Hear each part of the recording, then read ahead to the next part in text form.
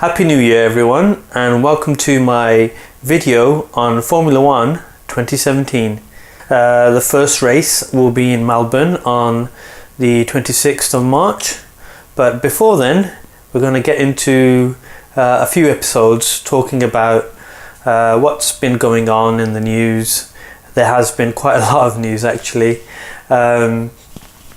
Formula 1 is actually going through quite a big change. So let's quickly talk about what happened at the end of 2016. So at the end of 2016, Nico Rosberg won the World Drivers' Championship. Mercedes had already won the Constructors' Championship, and everything seemed to be okay in the Rosberg camp, in the Mercedes camp, apart from the fact that Lewis Hamilton tried to slow down his teammate in the final race. It didn't work to his advantage. He should have actually done it a few laps beforehand, maybe 10-15 laps beforehand, but you know, he would have risked losing positions himself, so he didn't do that. But he showed that he was a fighter, and there's been quite a lot of controversy surrounding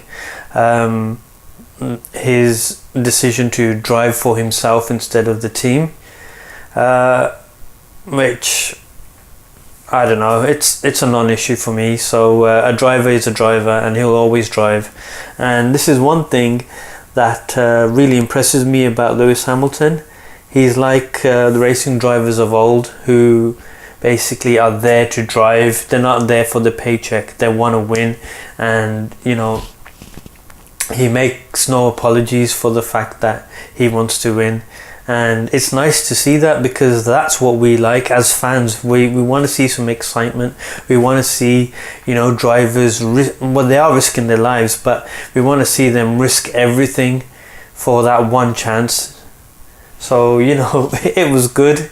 It wasn't as amazing as Brazil 2008, but it was still an exciting race towards the end, and I have no issues with what Lewis did, but at the end of the race, Nico Rosberg took his trophy, took the championship, so he celebrated the night away. Lewis Hamilton went into recovery mode, and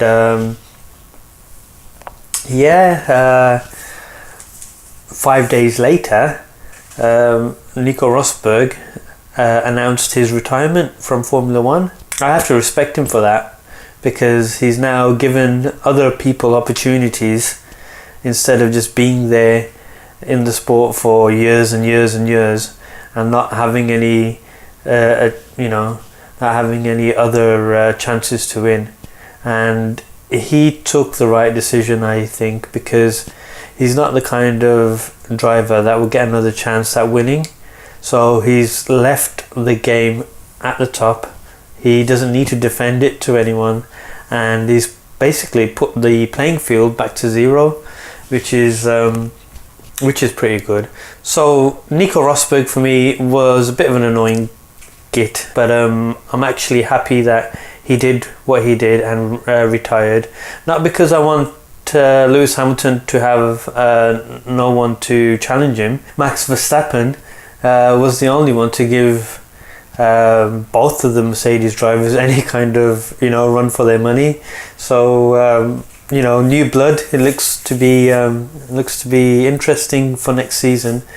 And let's just talk about what's been happening since the end of the season to up to now, before the season starts. So it's January 2nd. This is the news. So Jenson Button left at the end of the last race. So did Felipe Massa, or so we thought. So because of Nico Rosberg announcing his retirement, we have now a place at Mercedes which is going to go to none other than Valtteri Bottas, who is Felipe Massa's teammate at Williams, or was Felipe Massa's teammate at Williams. What's happened now is, because Bottas is the favourite to win, the seat, should I say, win. He's the favourite to have the seat at Mercedes, and in the last couple of days now, there's been some rumours that he's already had the seat fitting, so he's gone to get his Bottas measured. So he's already gone to the Mercedes factory to have the tour, and he's had his little Bottas measured so he can get a race seat. So what does this mean for Williams now that Bottas is linked with the Mercedes? It means that Felipe Massa, who said, oh, do you know what, I miss racing, probably like, I don't know, 2 or 3 weeks after the end of the season, and when the Bottas to Mercedes news came about, so Felipe Massa had the chance now to come back to a Williams and continue his Formula 1 career. And this is very exciting, not because he's one of my favourite drivers, it's exciting because it's a new season with a new engine setup, new wheels, new rules, new owner, and Felipe Massa has been in the sport for a very long time, and now he's gone through all these different car variations, and I think having somebody experienced enough to understand all the different car setups in from previous years is going to be really good for Williams to capitalize on. And yeah, it was sad to see him go. It was very emotional at the race in Brazil, where people were saying their goodbyes, and he had people all lined up to say goodbye to him from every team's garage. It was a very nice scene. It was sad to see him go. Nobody got penalised for being in the pit lane when the race was going on. You know, it was a very touching moment, but now it means that he's come back into the sport, and another person may not get that chance, but Williams can't take the risk of having 2 new boys in the cars, because you need at least one driver who knows what they're doing, so they can feed back to the team, okay, I think this is where the aerodynamics is going wrong, or you know, the gears aren't shifting very fast, or you know, there's something you can't buy with a new driver, which is experience. It has to be earned, it has to be learned over the years, and that's something Felipe Massa has in abundance. So looking forward to Felipe Massa being on board. And yeah, so because everything is changing, the new owners of Formula 1, Liberty Media Group, they're actually now in charge. So I don't know when it actually happened. I think it was around the end of December, so just after Christmas maybe, or just before Christmas. What happened was they've taken over, and they're just going through their paces in assigning people to whichever roles, and I think they're going to be shadowing current Formula 1 executives, or they might not be, but as far as I'm aware, you can't just jump in to a job role without knowing the industry, or without having some kind of person on board to, you know, tell you exactly how this works, how that works, because it is a complicated sport. It's actually overcomplicated, and hopefully Liberty Media can make it a lot better in terms of rules and regulations, methods of getting other people on board, more people watching. This is what they're actually aiming to do, so let's see how well they do it. One of the things I read about very recently was that Liberty Media want to make the Formula 1 weekend into a week-long festival. So you'll probably start on the Monday, and say, you know, you've got loads of little events going on, maybe autograph signings or something very similar to what WWE do with their WrestleMania week. So they have WrestleMania Access or WWE Access, I'm not sure what they call it nowadays, and that's just all their stars, the wrestlers. What they would do is go and visit places, schools and things like that, promote their Be a Star charity, which is helping kids who get bullied. They've got another charity which they help out with, Susan G. Komen Cancer Charity. There's a couple other things like the book reading thing that they do. So there's a lot of things they do to promote their company. So I'd be really excited to see what they do as a sporting brand. That could be really good. So I think Liberty Media's idea for streaming and putting the sport on more channels is going to be a really good thing, because the more people watch it, the more successful it will be, the more sponsors there will be. We can probably even get more teams on board if that's the case, you know, and it will be cemented in the public psyche. And it's not just football that's on TV, it's not just cricket that's on TV. We're getting sports like American football over here in the UK, and that's just ridiculous. I don't know why. It's late night, but I don't want to watch football of any kind. I want to watch Formula 1 because I like motorsport. You know, back in the days of me first finding Formula 1, I was trying to ingest so much motorsport that, you know, my mind went crazy. I was like watching Formula 1 one weekend, or flipping between Le Mans or the WEC championship, MotoGP. I was taking so much in, and you know, I finally chose to stay with Formula 1 because it was entertaining. I like the drivers. Sometimes I've actually even followed the drivers onto other formula, such as I watched a bit of Formula E in the first year that it ran. I thought it was good. I'm just waiting for them to actually start developing their own cars. I think they're actually doing that now for this season, but I don't like the way the season's set up. It's 2015/2016 as one season.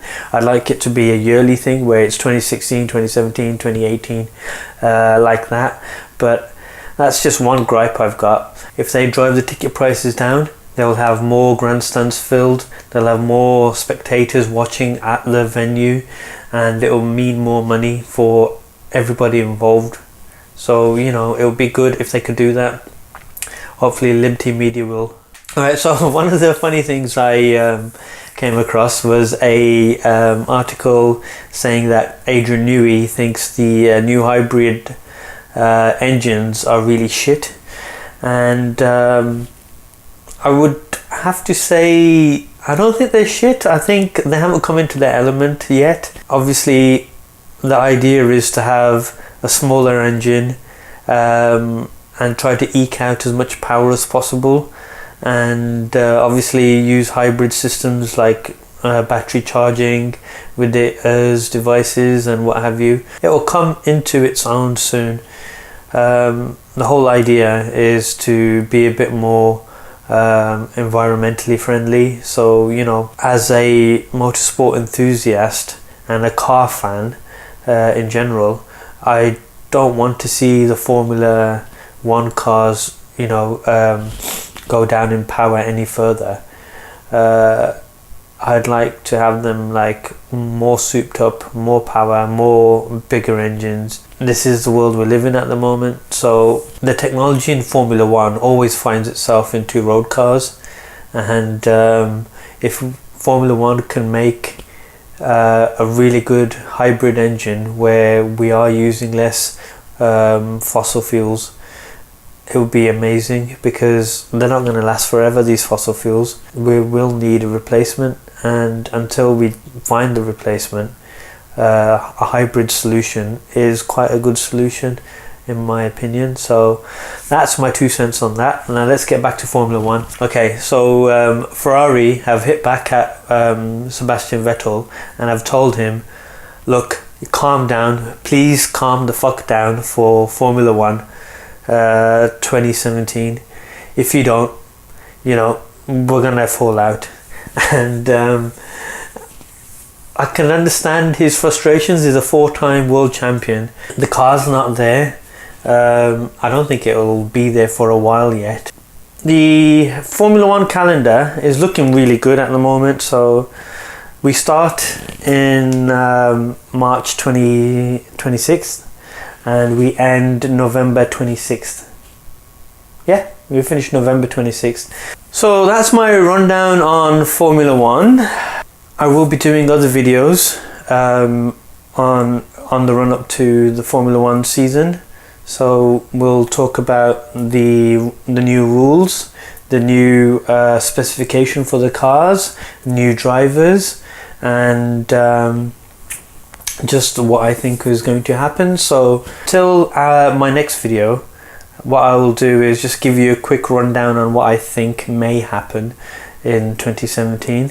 I think Ferrari are going to be a bit stronger, but I think Renault will be there, and I think the Honda engine will finally be at the stage where it can compete. I think Force India are going to have another strong year.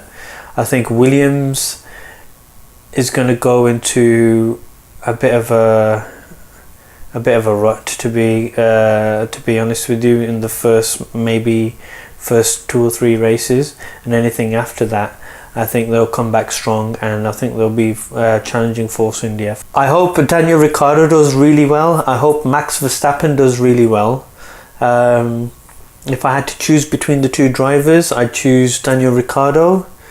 And one of the things Daniel Ricciardo said recently was that having Max Verstappen as his teammate has helped him drive better, because he's there, not being stuck in a rut.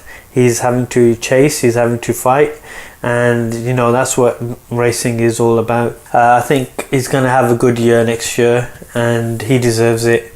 I felt sorry for him in Monaco when he was this close to winning, and you know, it just went down the pan. So my prediction, if I may be so bold as to do one right now, so on the 1st or 2nd, where is it? It's the 2nd of January.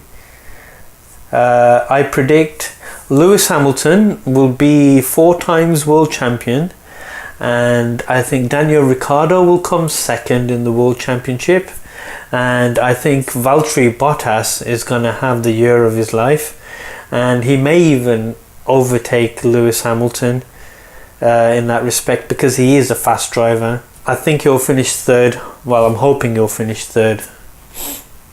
So those are my 3 top drivers for the World Drivers' Championship. I think we may see some more drivers moving mid-season. So until next time, thank you for watching. Please like and subscribe to my videos, and you'll get them directly to your inbox. You can visit my Patreon page, which is just up there. It's there somewhere. Let's hope 2017 is a good year for Formula 1 and a good year for all of you. Thank you.